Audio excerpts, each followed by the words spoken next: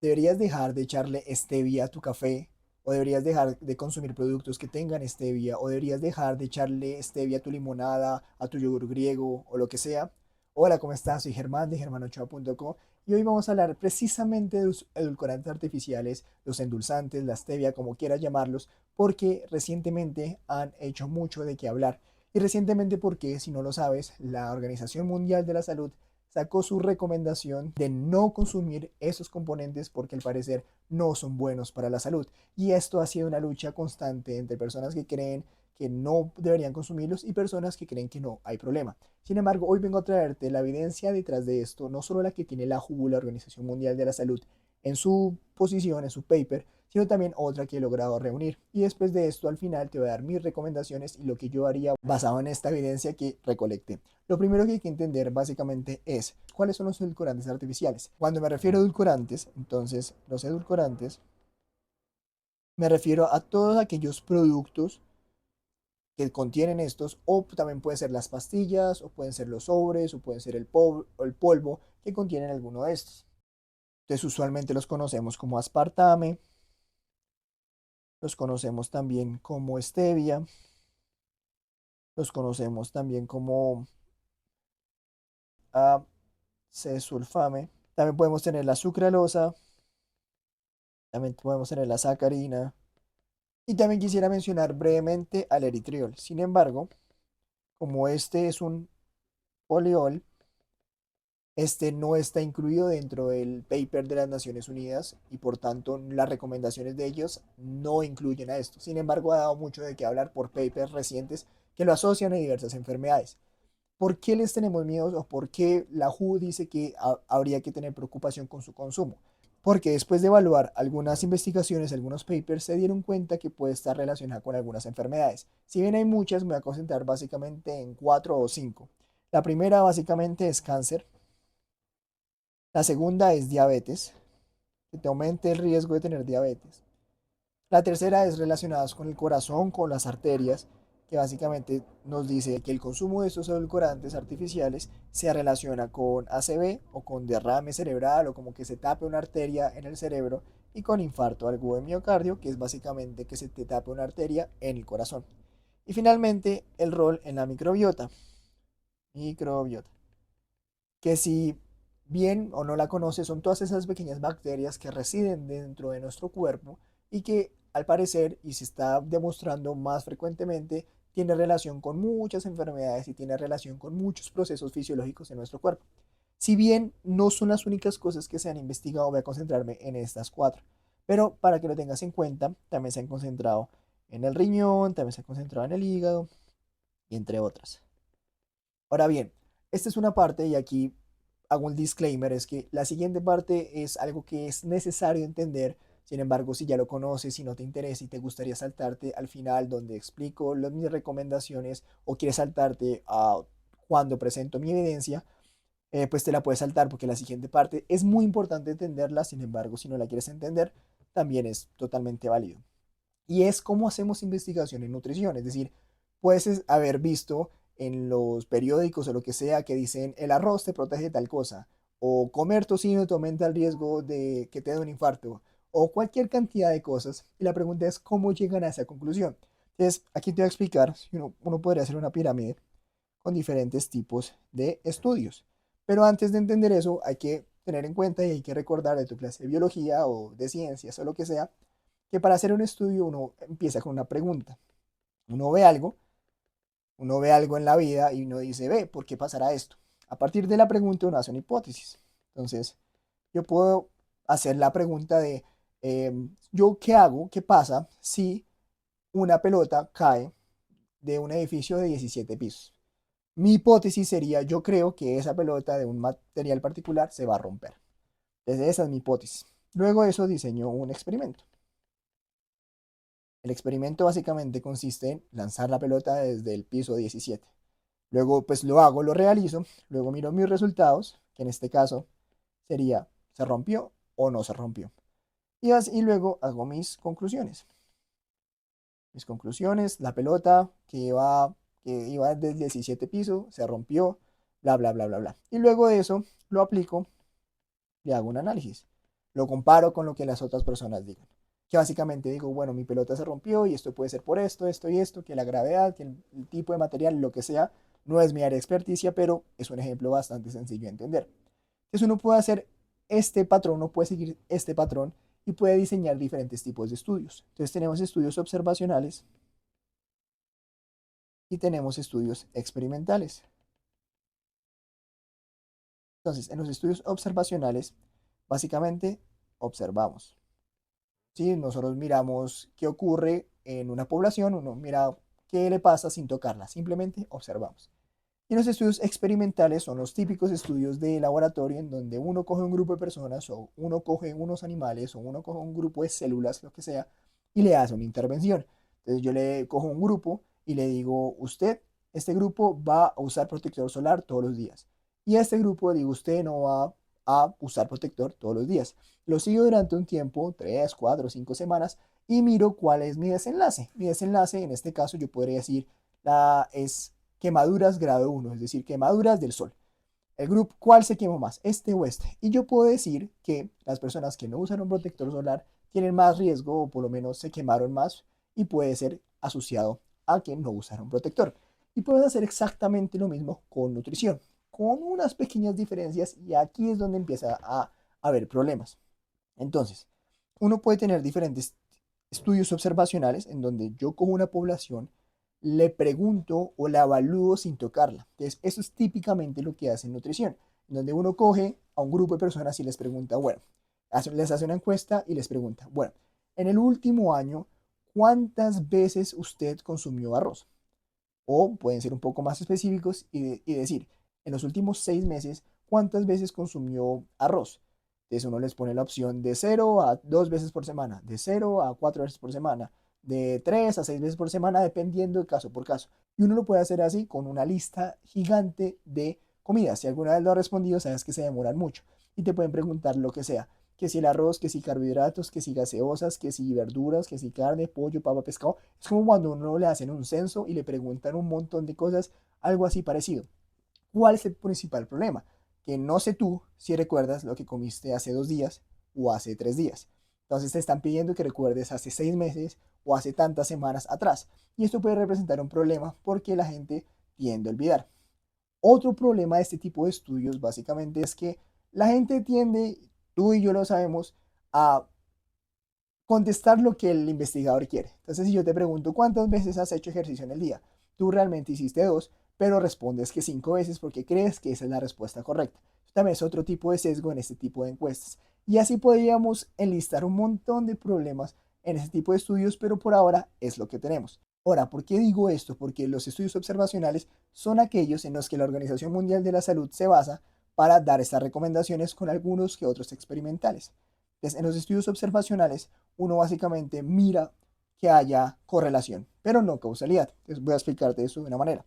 Entonces, correlación versus causalidad. Cuando yo digo correlación es que dos variables van como en la misma dirección. Por ejemplo, si una sube, la otra también sube. Si la otra baja, la otra también baja. Algo así parecido. Por ejemplo, hay una correlación muy fuerte entre películas nuevas que hace Nicolas Cage y personas que mueren ahogadas en una piscina o algo por el estilo. Esto cuando tú lo ves en una gráfica son muy parecidas, es decir, tú ves que mientras Nicolas Cage hace unas películas y se comporta así la gráfica, cuando tú haces también cuando tú miras la cantidad de personas que mueren ahogadas en una piscina, se comporta de una manera similar. Esto significa que están correlacionadas, pero esto implica que si Nicolas Cage hace una película, necesariamente vaya a morir una persona ahogada. No, no, no necesariamente. Y eso es causalidad, que una cosa A me cause una cosa B. Y ese es el gran problema de los estudios observacionales, que solo miramos asociaciones, solo miramos cosas que se correlacionan, pero no nos puede decir si una cosa causa la otra. Y eso es un gran problema. Ahora bien, hay muchas técnicas estadísticas, muchas técnicas epidemiológicas, en donde uno puede aumentar esa fuerza de asociación, esa fuerza de correlación, que uno lo haga pensar, creo que definitivamente esto es un factor que sí me podría contribuir mucho a este otro factor. Por ejemplo, hay una correlación muy, muy fuerte entre consumo de cigarrillo y cáncer de pulmón. Y esto pues se sabe que es una causalidad porque se han hecho un montón de estudios donde efectivamente se ha demostrado que el fumar se asocia a muchos cánceres. E inicialmente se hizo con un estudio tipo observacional. Entonces nos ayuda mucho a mirar este tipo de relaciones que se puedan dar en la naturaleza, pero no significa que podamos tener causalidad. Y aquí es donde empiezan a tener los problemas. Ahora, por otro lado, los estudios experimentales son aquellos en donde podemos mirar si efectivamente lo causa. Es típicamente lo que se hace con un medicamento. Tenemos un medicamento nuevo, entonces a un grupo de personas A le damos el medicamento y a un grupo de personas B no le damos el medicamento. Estos medicamentos o este grupo de personas se parecen muchísimo y al final miro un desenlace. Puede ser lo que sea, le bajó la tensión, le ayudó, le bajó el azúcar, eh, lo ayudó o le volvió más activo, no sé, lo que estáis buscando. Entonces, ahora bien, si uno pudiera elegir entre los estudios observacionales y los estudios experimentales, uno elegiría, en la medida de lo posible, los estudios experimentales que estén bien hechos.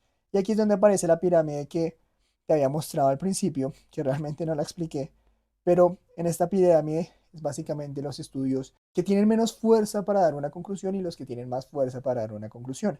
Es abajo, hay un montón de estudios que se podrían hacer, pero abajo podemos decir los observacionales. Y los subtipos que están, los subtipos que están ahí, los reportes de caso, también pueden hacer acá los expertos. Esto es muy interesante porque hay muchos expertos que dicen una cosa que están en contra de la evidencia y uno les cree a ciencia cierta, sin embargo, pues que sean expertos no significa que estén correctos y es muy común que esto pase en nutrición, en ejercicio, en medicina, pero sobre todo en nutrición y ejercicio. Y finalmente aquí arriba tenemos los estudios experimentales. Los estudios experimentales, no sé si los conozcas, pero son los famosos ERCTs o los estudios aleatorizados, controlados, doble ciego, bla, bla, bla. Esos estudios RCTs son los que la gente dice, llegó un estudio que afirmó esto, es un RCT. Entonces, wow, decimos, uy, un RCT es lo mejor. También puede tener sus problemas en cuanto al diseño. Finalmente, si uno quisiera evaluar como qué dicen muchos RCTs, es decir, digamos que tú haces un experimento, yo hago un experimento, mi novia hace un experimento, tu mamá hace un experimento, lo que sea. Queremos ver si todos estos van en la misma línea o hay diferencias o para dónde va esa conclusión. Y entonces ahí es donde hacemos algo que se llama metaanálisis.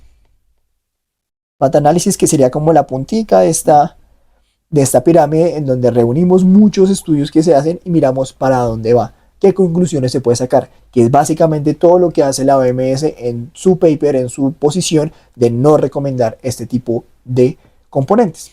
Y listo, ya habiendo terminado esta primera parte que era un poco más teórica, un poco más quizás aburrida, vamos con la parte jugosa, con la parte chévere del video. Entonces, una taza de café, me puse las gafas, me quité el saco. Comencemos. Entonces, como bien habíamos dicho, hay diversas organizaciones que promueven algo y hay otras organizaciones que dicen otra cosa. Ya habíamos dicho que la Organización Mundial de la Salud, que es la WHO, le dice no los consuma. Estos tienen un potencial riesgo para la salud, por lo tanto, no lo consuma. Ahora bien, hay otras organizaciones, por ejemplo, la Organización Americana de Diabetes, la organización más importante en Estados Unidos que se encarga de manejar, que se encarga de decirnos a nosotros, los médicos, cómo manejar la diabetes, consúmalo siempre y cuando este consumo de edulcorantes, de sucralosa, de todo eso de lo que hemos hablado, implique bajar el número de calorías en el día. Básicamente bajar calorías. Esto quiere decir que si usted está en sobrepeso, que si usted tiene aumento de grasa abdominal, que si usted le dijeron tiene que bajar de peso, el uso de estos edulcorantes, el uso de estos endulzantes, siempre y cuando se use para bajar de peso, podría ser de ayuda. Y ahí empieza el problema, y aquí empieza los dos bandos que dicen sí, úselos, los otros dos bandos que no lo usen. Y por tanto, aquí te voy a decir las principales características y aquí te voy a decir los principales estudios que encontré para ver que tú tomes tu decisión. A partir de esto nos encontramos con muchas otras posiciones. Por ejemplo, hay un estudio muy reciente, este va a ser el primer estudio en la revista más importante de medicina, el New England Journal of Medicine, NEJM, que no es un paper, simplemente es un editorial, es una opinión de dos autores en que nos resume perfectamente cuáles son esas preocupaciones que puede tener la WHO para decir lo que están diciendo. Entonces nos dice, no los consuma, o por lo menos preocúpese su consumo. Me preocupa su consumo porque primero se ha visto, por ejemplo, desde New England dice, primero se ha visto que en modelos de ratas se ha visto que el consumo de edulcorantes disminuyó la respuesta inmune, es decir, te bajó las defensas. Vamos a decir acá defensas. Esto no lo quieres porque disminución de las defensas implica predisposición que te dé otras enfermedades, por ejemplo, cáncer. Que fue una de esas razones que te mencioné previamente que íbamos a mirar. Lo segundo que te dicen es no los consuma. Bueno, esto especialmente, lo del cáncer, lo dicen para la sucralosa. Ahora bien, el segundo punto es que te dice no los consuma porque se ha visto que altera la microbiota, entonces que genera una disbiosis, se llama eso, disbiosis, altera la microbiota. Y eso lo menciona especialmente para la sacarina. Y en tercer lugar mencionan al eritriol, que recuerda que es ese que iba a mencionar brevemente porque salió un paper, bueno, ya no tan recientemente, en donde hablaba especialmente del eritriol y que vamos a revisar después. Pues ellos precisamente mencionan este artículo que te voy a contar. Entonces está el eritriol, no lo consuma porque dos razones. La primera razón es que aumenta eso que te había dicho del corazón y del cerebro, que aumente esa mortalidad porque que te dé un infarto, que te dé un trombo en la arteria, en el corazón, se te tape aquí, se te tape en el cerebro, entonces por lo tanto no lo consuma. Y el segundo es que precisamente por eso, porque en modelos celulares, en modelos de una cajita de Petri, en una célula, se ha visto que puede aumentar la formación de trombos. Ahora bien, estos son los principales argumentos de este artículo, que no es un artículo de nuevo, sino es una opinión de dos autores para no consumir edulcorantes artificiales. Entonces lo que voy a intentar hacer es llevarte por algunos de estos puntos, uno por uno, con algunos de los estudios, para que tú tomes una decisión informada. Entonces empecemos, vamos a tocar diferentes puntos. El primero va a ser el cáncer. El segundo va a ser la parte de diabetes, azúcar, glicemia, todo eso tiene que ver como la parte del azúcar en la sangre, toda la parte de la diabetes, toda esta parte la vamos a mirar acá. Lo tercero va a ser la parte de pérdida de peso. Pérdida de peso. Pérdida de grasa. Pérdida de grasa. Y las últimas dos van a ser, la cuarta va a ser acerca de los mecanismos de antojo-recompensa. Es decir, los edulcorantes artificiales, consumir edulcorantes artificiales, ¿me hace tener más hambre o me hace tener que cambien en mi cerebro algunas cosas para que yo tenga más hambre? Entonces lo vamos a llamar recompensa. Y finalmente, en el quinto vamos a ver microbiota. Y aquí es donde se pone jugosa la cosa. Y antes de pasar a esto y antes de mirar uno por uno, es importante que tengas en cuenta la pirámide que habíamos visto previamente.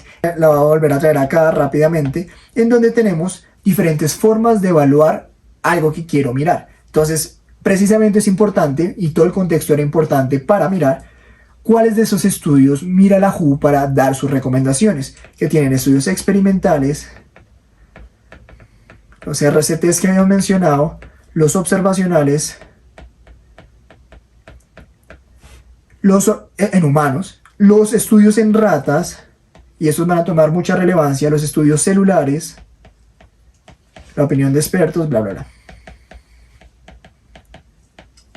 Bla, bla, bla. Ahora bien, concentrémonos primero en estas dos, en los estudios de ratas y los estudios celulares. ¿Por qué? Porque muchas de las cosas, muchas de las preocupaciones que tiene la gente acerca del efecto de los edulcorantes artificiales se basan en este tipo de estudios, no solamente en ellos, pero se basan fuertemente en este tipo de estudios. Cuando digo estudios celulares, básicamente me refiero a que hay una cajita de Petri, no sé si la has visto en un laboratorio que hayas tenido por allá en el colegio, o si no lo tuviste en alguna película, que tienen esa cajita que se ve algo así, en donde aquí adentro hay células, aquí adentro hay algo donde yo básicamente voy a mirar un desenlace. Igualmente voy a mirar qué le pasa a las células si yo les echo algo. Entonces aquí usualmente le echan los edulcorantes, le echan algo y miro qué le pasa a las células. o miro qué pasa con un proceso biológico, o miro qué ocurre, miro algo quiero mirar. Ahora bien, si bien esto me puede dar una idea de qué sucede en las células, que pueden ser las mismas de nuestro cuerpo, no necesariamente lo que ocurre en lo que ocurre en las células, va a ocurrir en el humano. ¿Por qué? Aquí vemos un número X de factores, es decir, aquí podemos ver 3, 4, 5 o 6 factores. No estoy diciendo que solo esos. Pero cuando uno ve al humano, hay 10.000 factores actuando, hay 10.000 factores que este actúa con este altera esto altera esto altera lo otro. Por tanto, hay tantos factores que lo que ocurre en las células nos puede dar una idea de qué puede ocurrir en nuestro cuerpo, pero no es lo mismo. Lo mismo ocurre similar a lo que ocurre en las ratas. Bueno, no sé cómo hacer una rata, hagamos un ratón así.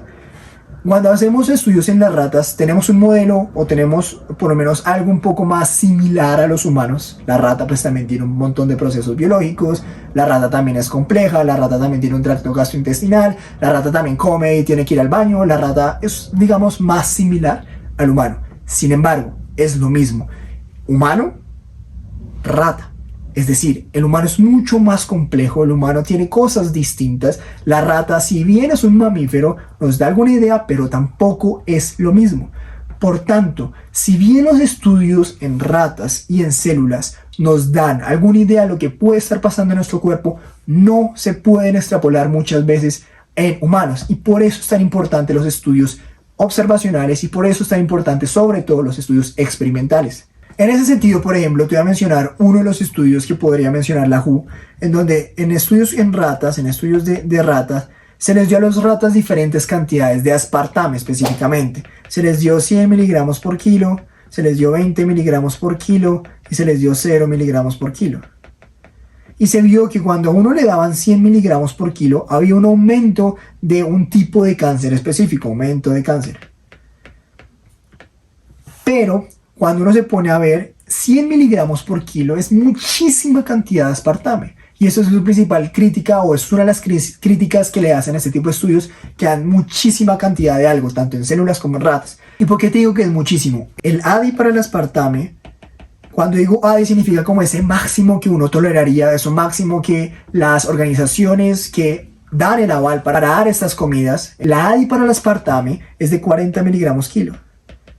Ojo, no solamente, para el aspartame solamente es 40 miligramos kilo porque hay un montón de ADIs, o más bien hay diferentes ADIs para cada uno de los edulcorantes y te lo pongo en pantalla en este momento. Ahora bien, este es el máximo que se puede consumir de ADI, que es muchísimo aún así. Y ellos le estaban dando 100 miligramos por kilo.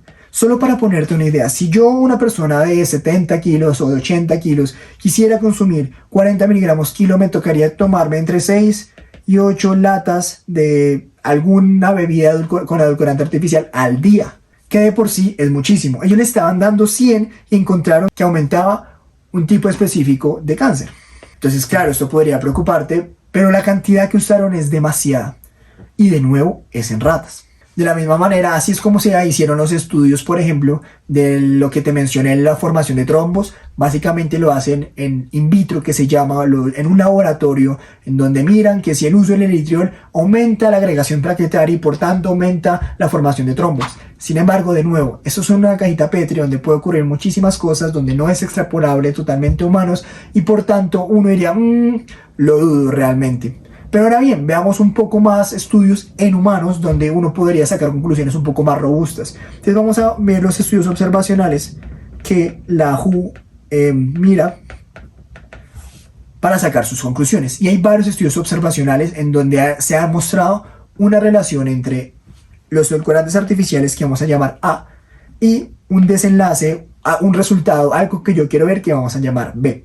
Entonces empecemos con el primer punto de cáncer. Entonces, cuando uno se pone a ver algunos estudios observacionales, te voy a mostrar uno, específicamente este, que es un estudio observacional que siguieron un montón de pacientes, encontraron que hay un mayor riesgo de tener cáncer si consumía edulcorante artificial. Sin embargo, al ser un estudio observacional y las limitaciones que miramos previamente, nos dimos cuenta que cuando las personas consumían una cantidad de edulcorantes tenían mayor riesgo de cáncer. Lo curioso, y aquí es donde uno empieza a dudar acerca de esa causalidad y uno empieza más a mirar esa correlación, es que cuando uno aumentaba, cuando las personas que más tenían consumo de edulcorantes tenían menos riesgo de cáncer. Entonces uno se pone a decir, puede ser correlación, pero no es causalidad. Y hay varios estudios que se han puesto a mirar si efectivamente los edulcorantes causan cáncer y los resultados y las conclusiones no son muy contundentes acerca de si lo realmente lo causa. Ahora bien, pasemos al siguiente punto, que sería diabetes, donde acá hay mucho de dónde coger, porque los estudios observacionales, hay varios estudios observacionales que han dicho las personas que consumen más edulcorantes artificiales tienen más diabetes, se les altera más el azúcar. Sin embargo, ¿realmente es así? Hay algo interesante que ocurre en medicina, y es que una cosa, como dijimos, una cosa A me puede explicar una cosa B, pero una cosa B también me puede explicar una cosa A. Esto quiere decir, si yo A consumo edulcorantes, me da diabetes. O que lo que puede estar pasando es, si yo soy diabético, o si yo tengo sobrepeso, o si yo tengo aumento ese perímetro abdominal y quiero bajar de peso, consumas más edulcorantes artificiales. Es decir, esto puede ocurrir en vez de esto. A esto se le llama causalidad reversa. Esto quiere decir, no necesariamente implica que si yo consumo más edulcorante artificial voy a tener diabetes, sino al contrario, como yo estoy en sobrepeso, como necesito bajar de peso, entonces voy a buscar alternativas de el azúcar que como, de las gaseosas que como, de X cosa que como que tiene azúcar, y lo cambio por edulcorante artificial. Por tanto, aumente ese consumo de edulcorante artificial. Entonces, si es la diferencia, no significa que A cause B, sino que por tener B, por tener X diabetes, estar obeso, tener sobrepeso, voy a consumir más A. Y por tanto, en los estudios observacionales se va a ver que las personas que tienen diabetes, las personas que tienen diabetes van a consumir más edulcorante artificial. Y este es un punto muy importante porque es una de las principales críticas a este tipo de estudios. Y así se han encontrado varias asociaciones con otros de los puntos que íbamos a revisar, que era básicamente la parte del corazón, la parte que te dé un infarto, la parte que te aumente el riesgo cardiovascular, la parte que te dé un ACV, o sea, básicamente que se te tape una arteria en el corazón, en el cerebro o en alguna otra parte. Y ocurre similarmente lo mismo, en donde se ha visto una asociación entre el consumo de edulcorantes y esto y todo lo que te acabo de decir. Pero de nuevo, cuando uno se pone a ver, no necesariamente es que A cause B, sino podría ser al revés. Como yo tengo más factores de riesgo, como estoy gordito, como tengo más factores de riesgo que se llaman así, para tener todo eso que te mencioné, que el infarto, que el ACV, entonces voy a buscar reducir mi peso usando edulcorante artificial.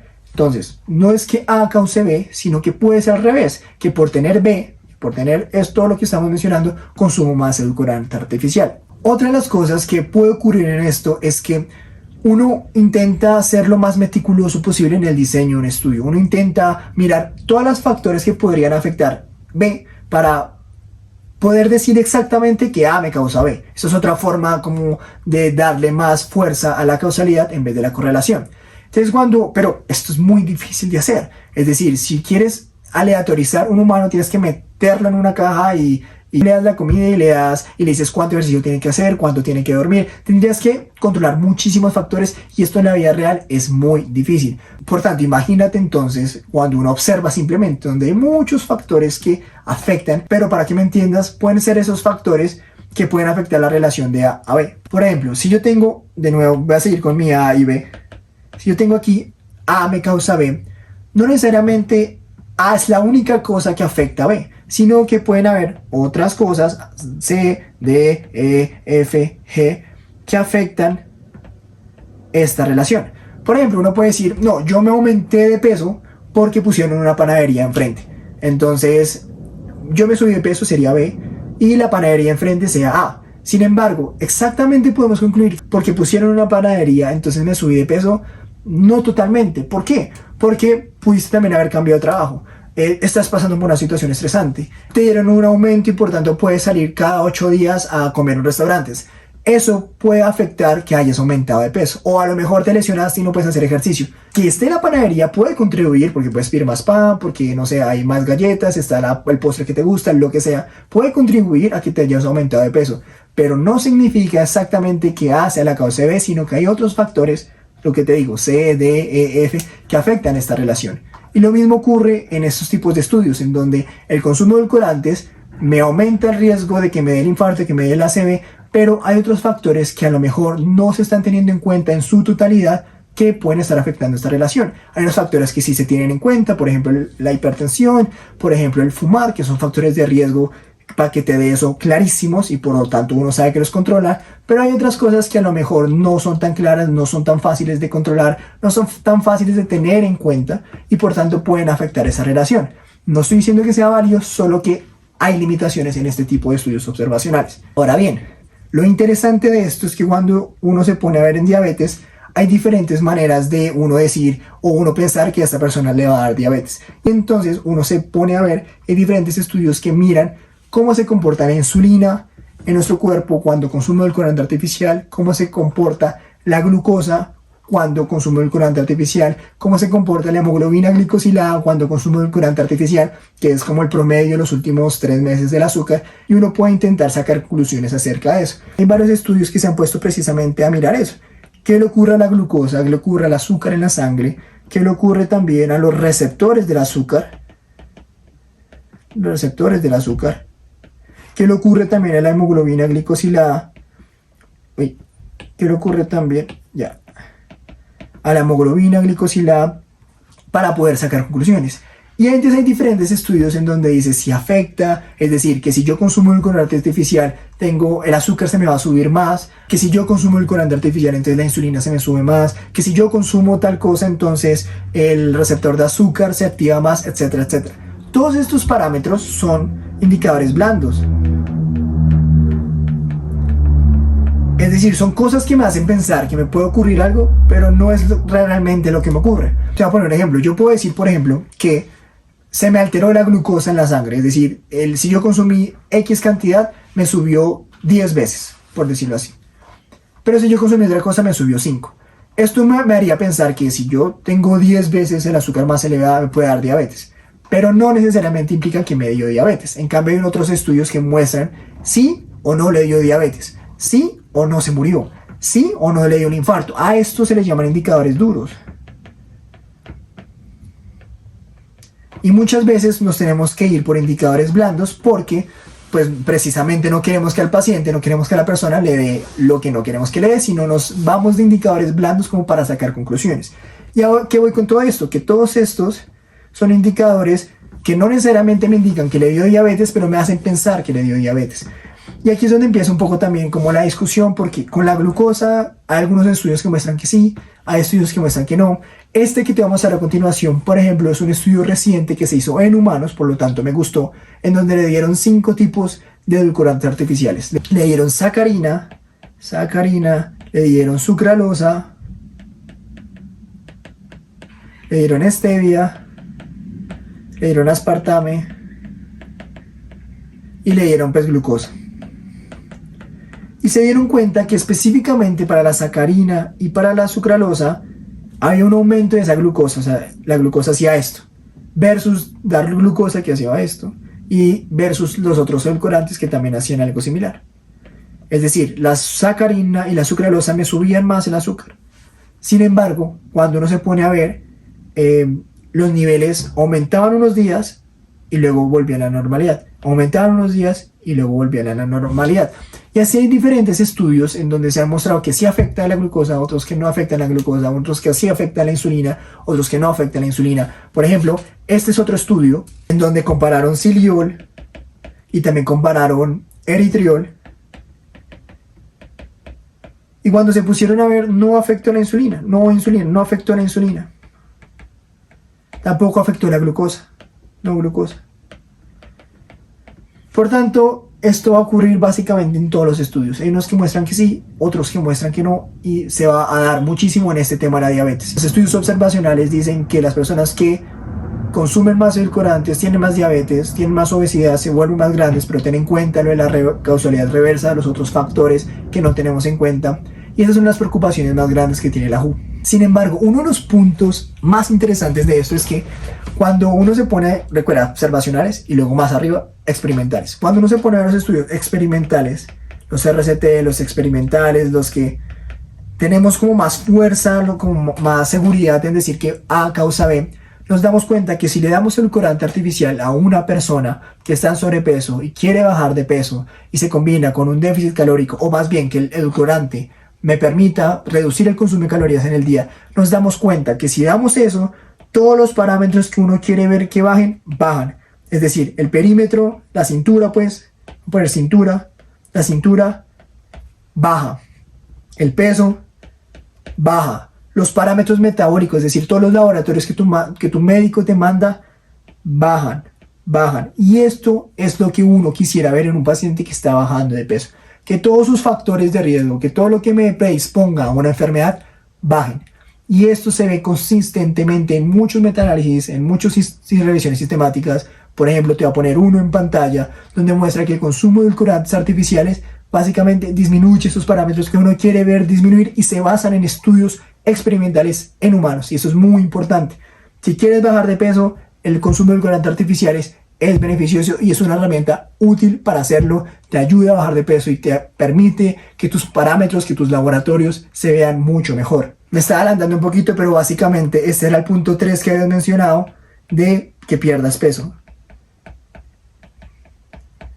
Pierdes peso. Si lo usas para tener un déficit calórico, pierdes peso. Entonces aquí hay algo que puede llegar a pasar. Supongamos entonces que uno se consume una Big Mac, no sé, una Big Mac con una gaseosa, no sé, X de 16 onzas, normal. Sin embargo, decides si quieres bajar de peso, pero aún no quieres dejar tu Big Mac y vas a seguir consumiendo el Big Mac, pero vas a cambiar esas 16 onzas de una Coca-Cola normal a una Coca-Cola cero. Automáticamente en este escenario vas a disminuir esas calorías totales de esa comida y por tanto si lo haces en todas las comidas puedes bajar de peso. Ahora bien, algo que puede llegar a ocurrir y eso puede ser uno de esos factores que expliquen por qué consumir más edulcorante artificial pueda generar más obesidad, que ya vimos que tiene sus limitaciones, es que porque sabes que tienes esa gaseosa cero, entonces en vez de pedirte solamente la Big Mac, también te pides papitas fritas. Porque puedes llegar a pensar, bueno, como no estoy consumiendo las calorías líquidas y me dijeron que bajar las calorías líquidas para bajar de peso, entonces me consumo unas papitas. Y supongamos que las papitas sean grandes y tengan rellenas de yo no sé qué, eso va a aumentar las calorías totales. Esto quiere decir que a pesar de que esté consumiendo esa bebida con el edulcorante artificial, no voy a perder peso porque voy a compensar. Y cuando compenso, consumo más calorías y por tanto no voy a dejar de peso y por tanto voy a seguir manteniendo el mismo riesgo, y etcétera. Y eso me puede explicar por qué tengo más riesgo de lo que ya habíamos explicado. Pero bien, pasando a los últimos dos puntos, el cuarto y el quinto punto, es muy importante y para mí es una de las cosas más relevantes de que aún falta por dilucidar por completo, pero es importante que lo entiendas. El primero es acerca de la recompensa. Es decir, ya te explico. Es decir, los edulcorantes artificiales me hacen comer más. Los edulcorantes artificiales hacen que yo desea más dulce. Los edulcorantes artificiales generan que yo tenga más antojos. La respuesta parece ser que no, pero no está del todo dilucidado y en mi cabeza personalmente pienso que sí que puede llegar a afectar. Te voy a mostrar por ejemplo dos papers en donde uno de estos muestra precisamente lo que te acabo de decir, no genera aumento del apetito, y hay otro estudio, precisamente el previo, el del siliol y el eritriol, te lo mostré previamente. Cuando se los dieron, midieron dos enzimas, o bueno, dos hormonas, pues la CCK y la PYY, son dos hormonas básicamente relacionadas con la saciedad. Entonces, de nuevo, son estudios de cosas chiquiticas, pero que me dan idea de lo que podría ocurrir. El consumo de siliol y eritriol, por lo menos en este paper que te muestro en este momento, básicamente muestra que aumenta la saciedad. Y hay otros estudios como el que te estoy mostrando en este momento que dice no aumenta el apetito. Sin embargo, personalmente he visto, lo he experimentado yo, lo he visto en las personas, lo he visto en los pacientes, que hay ciertas comidas que nos predisponen a seguir consumiéndolas. ¿Por qué? Por una red compleja neuronal dentro de nosotros, en donde hay ciertas comidas que a uno básicamente le encantan y puede seguir comiendo hasta no poder más.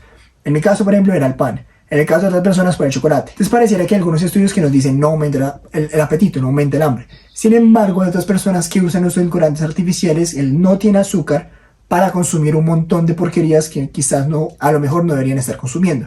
Por ejemplo, si hay un pastel de banano que dice cero azúcar, cero gluten, tiene edulcorante artificial, tiene tal cosa. Y a mí me encanta y lo consumo y lo consumo y lo consumo y lo consumo y pienso que está bien porque no tiene azúcar. Ahí es donde empieza a haber un problema de esos edulcorantes artificiales y ahí es donde no puede necesariamente los edulcorantes artificiales pueden no ser los que me hacen consumir más, sino la combinación de todos esos ingredientes, ese efecto que me genera, ese placer que me genera y por tanto ahí puede ser un problema. Yo use la excusa de no tiene azúcar, tiene edulcorantes, por tanto come y eventualmente voy a generar problemas a largo plazo. Por tanto, si los estudios dicen que no, hay algunos alimentos en su totalidad, que no necesariamente puede ser por los edulcorantes artificiales, que sí pueden predisponerme a aumentar ese consumo de comida, pero tiene muchas cosas a su alrededor y es simplista y es irresponsable solo echarle la culpa al edulcorante. Finalmente, el quinto punto es la parte de la microbiota. Y aquí hay un montón de cosas. Hay estudios que muestran que sí, de nuevo, hay estudios que muestran que no. El estudio previamente que te mostré que le dieron 4 edulcorantes a las personas, bueno 5 si contamos la glucosa, pero no deberíamos contarla, muestra que hay cambios en la microbiota, cambios que ocurren en cierto punto y luego vuelven a bajar. Hay otros estudios que muestran que también lo cambian, hay otros estudios que no lo cambian. Sin embargo, ¿cuál es el impacto a largo plazo? No lo sabemos.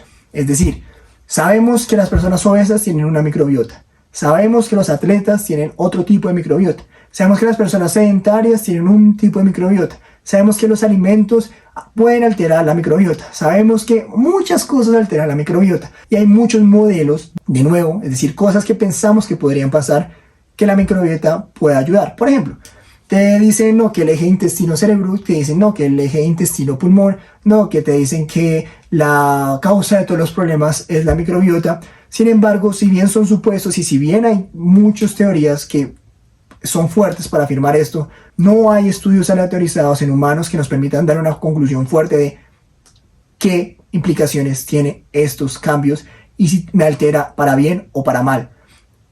Ya sé, vas a decir, pero dijeron que la microbiota es la reina de todo, la microbiota va a cambiar todo esto, la microbiota me hace ser feliz, la microbiota me genera saciedad.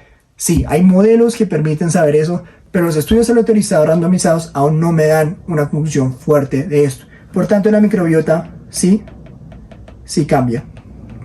Es decir, los edulcorantes no son inocuos, los edulcorantes sí cambian la microbiota, pero no sabemos a ciencia cierta qué implicaciones tiene esto a la salud en el futuro.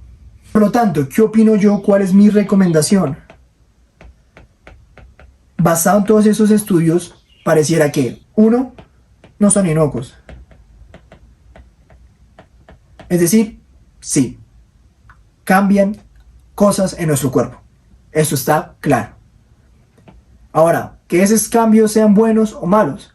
Bueno, algunas cosas que no tenemos todavía seguridad que va a pasar a futuro, pero algunas cosas que realmente sí son beneficiosas. Y aquí va mi segundo punto.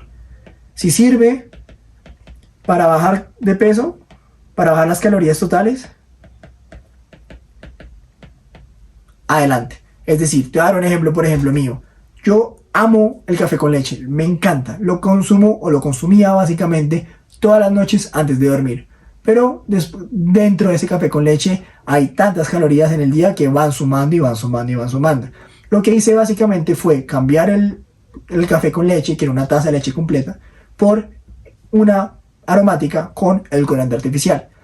¿Estoy disminuyendo las calorías totales en el día? Sí, sí lo estoy haciendo. ¿Estoy sobrecompensando? No, no lo estoy haciendo. ¿Estoy bajando de peso? Sí, sí lo estoy haciendo. Por tanto, si tu objetivo es bajar de peso, esos edulcorantes es una interesante estrategia para lograr dicho cometido. Tercero, no sobrecompensar. Lo que te digo, si estás usando los edulcorantes artificiales como excusa para comer un montón de porquerías, no creo que sea la mejor idea. No creo que debas usar esta excusa porque no por los edulcorantes artificiales, sino por la comida como tal. Este pastel no tiene azúcar, por lo tanto tome. Este X no tiene azúcar, por lo tanto coma. Ay, no me da calorías, por lo tanto coma. Pero está sobrecompensando. Ahí creo fuertemente que se alteran los mecanismos de antojo-recompensa y nos hace consumir más y más. Si este es tu caso, creo que no deberías consumirlos o por lo menos deberías evitar esos alimentos, no los edulcorantes, esos alimentos que me permiten y que me generan el sobreconsumo. Cuarto, Y es muy importante, alimentos reales.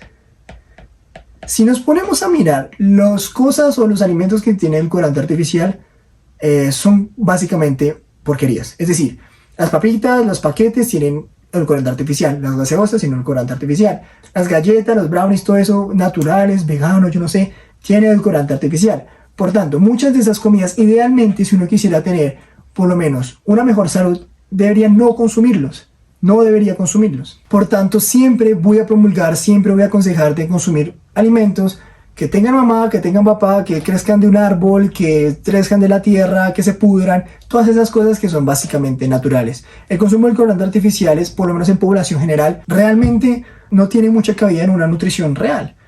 Ahora, si estamos hablando de otras cosas, estamos hablando de atletas, si estamos hablando de personas que hacen ejercicio más de tanto tiempo, ahí puede cambiar, pero eso es para una persona como tú y yo, que hacen ejercicio normal, que hacen un ejercicio, pues sí, fuerte, o a lo mejor no haces ejercicio. Para este tipo de personas es este tipo de video, y las recomendaciones de la WHO también son para este tipo de personas. Y finalmente, la 5, sabiendo que no son inocuos, sabiendo que puede generar cambios a nivel de nuestro cuerpo, yo lo usaría simplemente para cuando quiero bajar de peso, y yo lo trataría de evitar simplemente porque no debería consumir, o por lo menos las comidas que uno debería promover, las comidas que uno debería comer, realmente no deberían por qué tener edulcorante artificial. La papa, el pollo, el pescado, la carne, el cerdo, todos esos alimentos no tienen edulcorante artificial. Por tanto, no debería haber necesidad de consumirlos. Ya teniendo esta información, espero puedas tener, espero puedas tomar una decisión adecuada. Esto cambia muchísimo, seguramente el próximo año habrá otros miles de estudios diciendo lo mismo, lo contrario o con alguna evidencia mucho más fuerte. Lo cierto es que la Organización Mundial de la Salud te dice no los consumas, quizás por la parte experimental. Si soy una persona en normopeso, no debería estar consumiendo esto, podría seguir estas recomendaciones. Si estoy una persona en sobrepeso, si soy una persona grandecita que quiere bajar de peso, a lo mejor estos edulcorantes podrían ser de ayuda, pero pues la decisión está en tus manos. Con esto puede ser un poco confuso, así que déjame en los comentarios lo que piensas acerca al respecto, si tienes alguna historia que te haga decir, no, yo realmente no los consumo, o yo sí me gusta consumirlos por esto, esto y esto. Recuerda darle like a este video. Son videos que realmente le meto muchísimo esfuerzo. Ojalá te suscribas, también me ayudaría muchísimo. Dale like, eso al parecer le gusta el algoritmo. Y recuerda, soy Germán Ochoa de germanochoa.co y nos vemos en un próximo video. Chao, chao.